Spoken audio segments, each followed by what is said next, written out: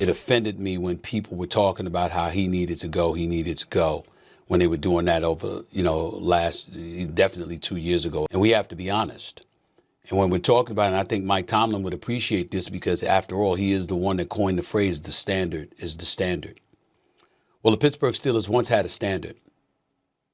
That standard has dissipated. So the Pittsburgh Steelers are about to kick off their season in the next few days, and it feels like this could really be a breakthrough year, because if they were over 500 with Kenny Pickett and Mason Rudolph, imagine what they can be with Russell Wilson and Justin Fields. And when you initially look at their schedule, it doesn't seem that bad. They get to ease into the season, but then you look at the last 7 or 8 games, and holy cow, the NFL completely screwed them. They play all AFC North games, and pretty much, if they don't get off to a red hot start, the season is doomed, because it would be an absolute miracle for them to go 4-4 over the last 8 games. So I think the NFL schedule maker owes this team an apology. But I guess it is what it is, and the Steelers just have to make the most of the cards they were dealt. In years past, they usually start to heat up towards the end of the season, but they are going to have to flip the script this year. In this video, I'm going to talk everything Steelers, what has been going on with the Fields and Wilson competition as of late, and everything else. But before I begin, I would really appreciate it if you would drop a like and subscribe. It only takes 5 seconds, plus you can always change your mind. We are on the road to 40k subscribers, and with your support, I believe we can get there super fast. Alright,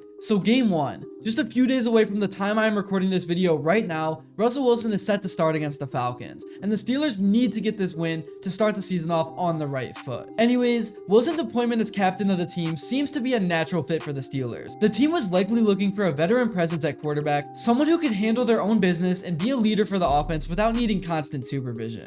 Wilson's experience and professionalism appear to be exactly what the Steelers were seeking. But just recently, most of you all probably saw the news that Russ is already questionable for game 1 against Atlanta with that calf tightness he has been dealing with. So it could be Justin Fields that gets his chance right out of the gate after all. And for Wilson, this is a terrible start, because you already know if Fields goes out there and balls, he's gonna win over all the fans. And the Falcons defense is a great opportunity to show out. I still think Russ will get to play in week 2, no matter how good Fields is, but however he plays will be in the back of the coaching staff's minds as they make their decisions moving forward. Also, more recent news is that tight end Pat Freiermuth just agreed to stay in Pittsburgh for 5 more years. So pretty much, he's a Pittsburgh for life guy now. Just so happy for that man, Wilson said. He works so hard, and he's passionate about the game of football, and he's a great teammate, a great leader. The team's 2nd round pick out of Penn State in the 2021 draft has 155 receptions for 1,537 yards and 11 touchdowns in his 3 seasons with the Steelers. Although Freiermuth had career lows with 32 catches, 308 yards, and 2 touchdowns last season, he is expected to be a big part of new offensive coordinator Arthur Smith's scheme. The Steelers were trying to sign Freiermuth to a new contract before their negotiating window closed Saturday afternoon. Per franchise policy, the Steelers cease contract negotiations once the team gets ready to leave for the season opener, which in this case would be traveling to Atlanta to face the Falcons. Alright, now let's talk about Justin Fields. I know Russ is the starter, but it really feels like all eyes are on what Justin is going to do in a new uniform with a fresh new start.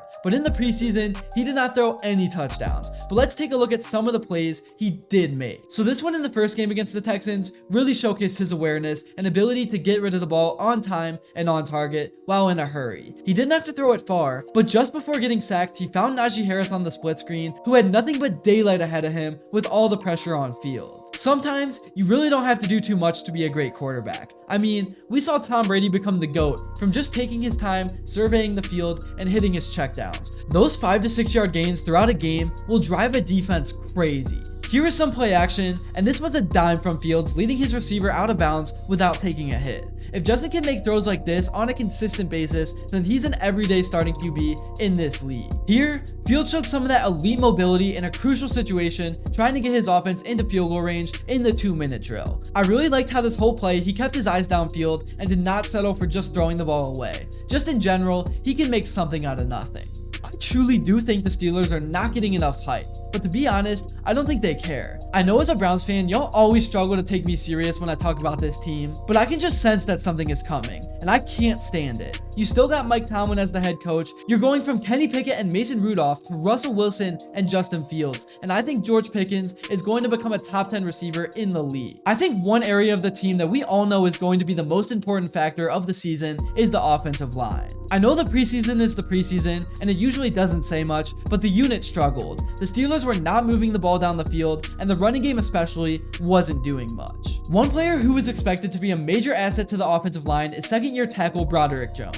One player who is projected to be a major asset to the offensive line is second-year tackle Broderick Jones, who started 11 games last season. Primarily at right tackle, although Jones is projected to fit at left tackle during the season, as the Post-Gazette reported, rookie Troy Vitano will be the team's starting right tackle. Jones has switched between the two spots throughout training camp and the preseason. One of Jones' best assets in his rookie season was his raw strength. He faced edge defenders with good reputations like Jadeveon Clowney, Sam Hubbard, Trey Hendrickson, and Zadarius Smith, and looked solid in several of those reps. While Jones is still unpolished as a second-year player at 23 years old, his raw strength of being able to overpower opponents with strong punches helped him win several times. But in his first 2 preseason games, that power didn't show up much in film. So it will be interesting to see how he does when things really matter. I'm also going to be keeping an eye on Najee Harris because I think he really has a chance to turn around his career after what I would say was a slower start compared to what people thought he would be.